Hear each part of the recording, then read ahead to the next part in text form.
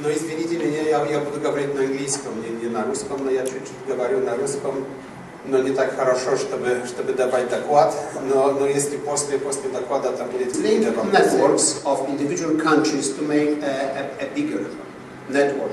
And here you have those circles, example of different supergrids, regional supergrids created in different parts of the world. The Chinese, I was at the conference where the chairman of the Chinese state grid gave a paper about a global supergrid. It means linking everything together into one big network, which is, I think, a bit ambitious, but we'll see. Technology is ready already about it. HVDC, high voltage direct current technology, is ready for the long distance connections. I mean, it's expensive, but technically it's possible. So why would we do it? Well, the main advantage of creating bigger supergrids is to take advantage of different time zones and different resource allocations. I mean, when there is a night over here, there is middle of the day somewhere else. So by linking together, you take advantage of different behavior of people, different demand. So what we are talking about so-called peak shaving and load leveling. As I mentioned, the most expensive thing is that when you have run power stations at the peak. If you connect two power stations, two power systems, you can shave the peak, you can reduce the peak by basically sharing the resources. You can reduce reserve requirements, you can provide backup for renewables. One of the main problems for renewables is the intermittency. Sometimes sun shines, sometimes doesn't. Sometimes wind blows, sometimes it doesn't. What happens when the wind doesn't blow? You have to have something else. This is referred to as the backup. By connecting the grids, you can provide backup, and I'll come back to it a bit later. So that altogether, it results in significant savings in capital expenditure and operational expenditure, CapEx and OpEx. I'll give you some numbers later on. So huge advantages, but as always, when talking about collaboration and coordination, it is difficult. Many problems, political and others as well. So this is what we have been involved here in Scotech, is creation of Northeast Asia supergrid. So the idea is very simple, but basically, so you can see the countries involved over here in the Northeast Asia: Russian Federation, China, Mongolia, Korea, Japan, Kazakhstan, Kyrgyzstan. The idea is quite simple. There is a surplus generation in northeast and Siberian region of Russia with big rivers flowing, but there is deficit of power in Korea and Japan. Well, Japan is obvious example. They've closed down the nuclear power station following the Fukushima disaster, and the price of electricity in Japan is about 3 times that over here. So it makes sense to connect and take advantage of that. Additional benefits of the supergrid, of those connections, is, I've mentioned wind. There is a lot of wind in China, over here, and Mongolia. So connecting with big hydro stations in Russia could provide backup for this wind generation. So we've done some assessment of possible benefits. The work was done in connection with Melektiv Energy Systems Institute of Siberian branch of the Russian Academy of Sciences, and the numbers are quite staggering.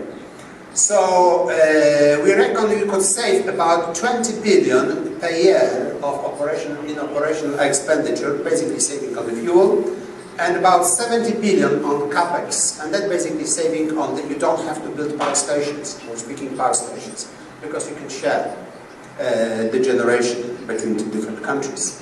So huge potential benefits. Why is that happening? Well, obvious thing is, as I mentioned, coordination, collaboration is very difficult. There are some obvious political difficulties. Now, when, for example, when you are going to Northern Korea, you have to go, Southern Korea, you have to go through the Northern Korea, which, of course, raises some questions. But when we first talked about it, we thought, well, this is impossible. But then Southern Korea told us that actually they see it as a good thing, because they think that by building, for example, a project like that, they can normalize the situation with Northern Korea, which is the main political benefit.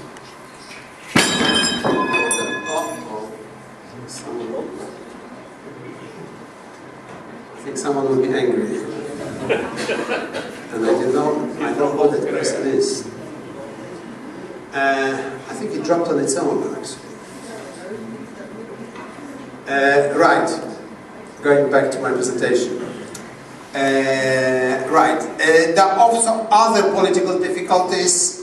I mean, over here, so sensitivities of the Japanese working with the Koreans, working with the Chinese, and working with Russia as well. There are some still unsolved territorial disputes.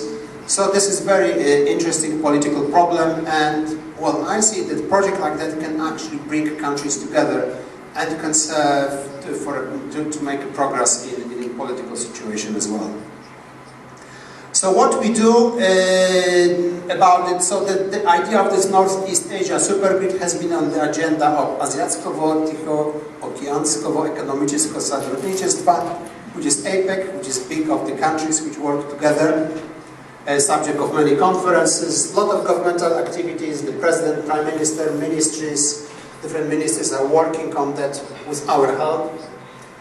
So we lead that work, trying to coordinate efforts in that area. We organize research, workshops, coordinations. We found that there is a project office over here at Skoltech.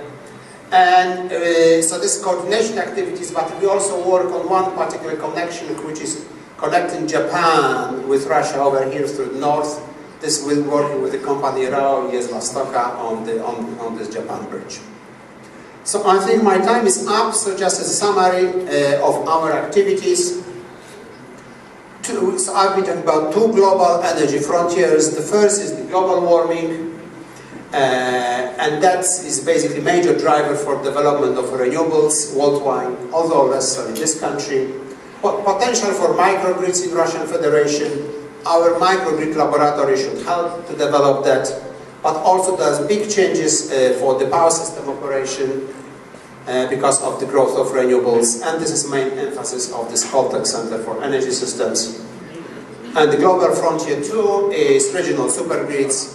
We are working on the Northeast Asia supergrid and very much hope that we'll collaborate the effort. And if that project happens, it should bring significant savings and benefits to all the countries involved.